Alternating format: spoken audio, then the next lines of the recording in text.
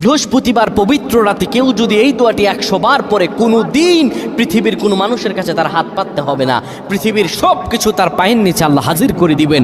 দারিদ্রতা থেকে মুক্তি দান করবেন, বিপদ আপদ থেকে মুক্তি দান করবেন, তার সম্মানকে সুউচ্চতা দান করবেন, অসুস্থতা থেকে দূরে রাখবেন, আল্লাহর অশেষ দয়া ও রহম তাকে দান করে দিবেন। সুবহানাল্লাহ। বৃহস্পতিবার রাত এটি গুরুত্বপূর্ণ রাত। এই রাত সপ্তাহে একদিন আসে।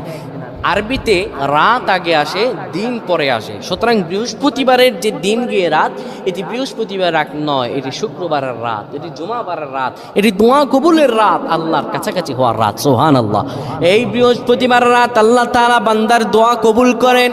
কেউ যদি বৃহস্পতিবার রাতে ঈশা নামাজের পরে পবিত্র হয়ে ইয়া হাইয়ু ইয়া হাইয়ু ইয়া হাইয়ু ইয়া রফিয়ু ইয়া রফিয়ু ইয়া রফিয়ু এই দোয়াগুলো পড়তে পারে 100 বার, আল্লাহ রাব্বুল আলামিন তার